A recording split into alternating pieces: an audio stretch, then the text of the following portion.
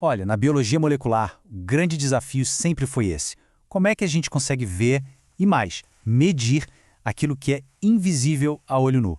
Pois é, hoje a gente vai fundo numa técnica que tornou isso possível e com uma precisão assim impressionante. Estamos falando da PCR em tempo real, ou como a gente costuma chamar, qPCR. E essa é, de fato, a pergunta que vale ouro na genética, né? A gente está falando aqui do mundo molecular. Pensa bem, como é que se pega uma única cópia de DNA, uma coisa completamente invisível, e faz mais do que só detectar? Como é que se mede a quantidade exata daquilo? Imagina só a frustração. Saber exatamente o que você precisa estudar, mas não conseguir. Por quê? Falta de material. Essa foi a realidade da genética durante décadas. As amostras, sabe, elas simplesmente não tinham DNA suficiente para uma análise mais aprofundada. E isso, claro, criava uma barreira gigantesca para o avanço da ciência. Aí chegaram os anos 80 e tudo mudou. A história começa ali em 1983 com a ideia de Kary Mullis. 4 anos depois, em 87, o mundo conhece a PCR, a famosa reação em cadeia da polimerase. E olha, o negócio foi tão transformador que em 1993, só 10 anos depois daquela ideia inicial, a invenção já estava rendendo um prêmio Nobel. E não é exagero. Acharam uma expressão que resume perfeitamente o impacto disso. Uma revolução dentro de uma revolução. Não foi só um passo à frente, sabe? Foi, na verdade, o motor que impulsionou toda a biologia molecular. De repente, a pesquisa começou a avançar numa velocidade que antes parecia coisa de ficção científica. Tá, mas como essa espécie de fotocopiadora molecular funciona na prática? Para a gente entender a mágica da quantificação em tempo real, a gente precisa primeiro dominar o básico, que é o mecanismo da PCR convencional. O grande segredo está aqui, ó, no crescimento exponencial. A gente parte de uma única molécula de DNA e a PCR cria cópias e mais cópias de um trecho bem específico. E o processo simplesmente explode. Uma molécula vira duas, duas viram quatro, quatro viram 8, e em pouquíssimo tempo a gente está falando de bilhões de cópias. A reação toda é uma verdadeira dança de temperaturas. Primeiro, a gente esquenta tudo lá para uns 95 graus para separar as fitas do DNA. Depois, a gente resfria para que os primers, que são tipo uns marcadores, encontrem o seu alvo específico. E por fim, a 72 graus, uma enzima chamada Taq polimerase entra em ação e constrói as novas cópias. E esse ciclo todo, ele se repete dezenas e dezenas de vezes. Só que a PCR convencional tinha uma limitação bem grande. É como tirar uma foto só no final de uma corrida. Você sabe quem cruzou a linha de chegada, mas não faz ideia de quão rápido cada um correu. A análise só acontece no ponto final da reação e o resultado é basicamente binário, sim ou não. Ou seja, ela diz se o DNA que a gente procura está lá, mas não diz quanto.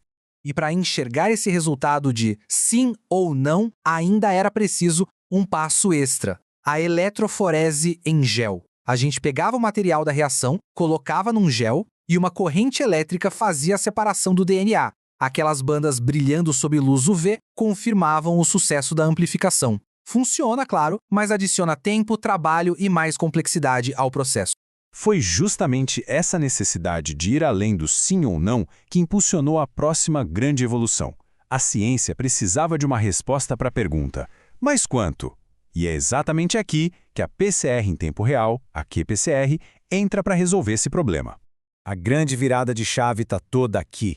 Em vez de esperar até o final, a qPCR, bem, ela assiste a reação acontecer ciclo por ciclo em tempo real.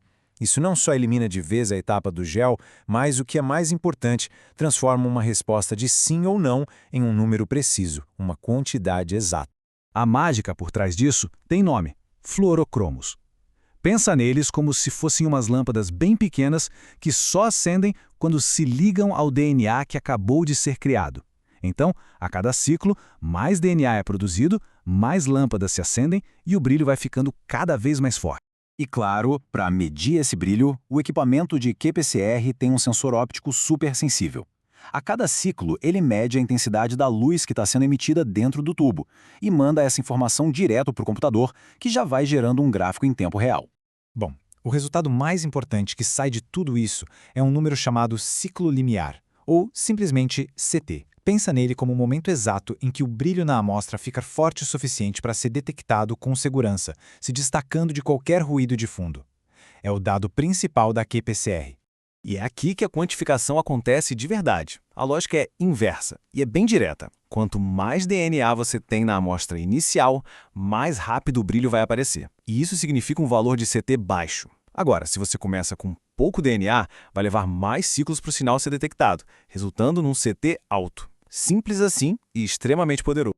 Com essa capacidade de medir as coisas com tanta precisão, o impacto da qPCR na ciência e na medicina foi gigantesco. Vamos dar uma olhada em algumas áreas onde essa ferramenta se tornou absolutamente essencial hoje em dia. As aplicações são muito diversas e afetam diretamente o nosso dia a dia.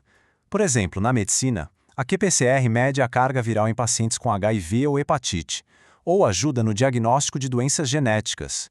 Na ciência, ela é fundamental para revelar quais genes estão ativos numa célula. E na área de segurança, ela detecta patógenos em alimentos ou ajuda a resolver crimes na ciência forense. É bem versátil. E tem uma variação muito poderosa chamada RT-qPCR. Ela permite analisar o RNA, que basicamente nos diz quais genes estão ativos em um determinado momento. Para isso, primeiro uma enzima especial traduz, ou seja, converte o RNA em DNA. E aí sim, a qPCR entra em ação para quantificar esse material, nos dando uma medida exata da atividade de cada gene. Não demorou muito para que a qPCR se tornasse o padrão ouro. Por causa da sua sensibilidade absurda, da consistência dos resultados e da precisão, ela virou a técnica de referência, a mais confiável para quantificar material genético em laboratórios do mundo todo. E olha só um exemplo prático do impacto disso. No tratamento de alguns tipos de leucemia, a qPCR consegue detectar a presença de pouquíssimas células cancerígenas que possam ter sobrado depois da terapia. Isso é o que se chama de doença residual mínima. E esse monitoramento é crucial para ajustar o tratamento e evitar que a doença volte. Só para a gente ter uma ideia da escala do que estamos falando. Partindo de uma única molécula, a PCR consegue gerar mais de 1 bilhão de cópias em questão de horas. É exatamente assim que ela transforma algo invisível em algo não só detectável, mas perfeitamente mensurável. No fim das contas, a grande vantagem é a eficiência. A qPCR junta tudo, amplificação, detecção e quantificação em um único processo que acontece dentro de um tubo fechado. O resultado disso? Um método muito mais rápido, mais preciso e, claro, muito mais seguro contra contaminações. Resumindo a história, a qPR representou uma verdadeira mudança de paradigma. A ciência evoluiu da pergunta "o que está aqui?" para a resposta exata de "quanto está aqui?". Essa capacidade de quantificar abriu um universo completamente novo para nossa compreensão dos sistemas biológicos. Então fica a pergunta para o futuro. Com uma ferramenta tão poderosa em mãos, capaz de medir os menores traços da vida, qual será a próxima grande descoberta na medicina ou na ciência que será impulsionada pela qPCR?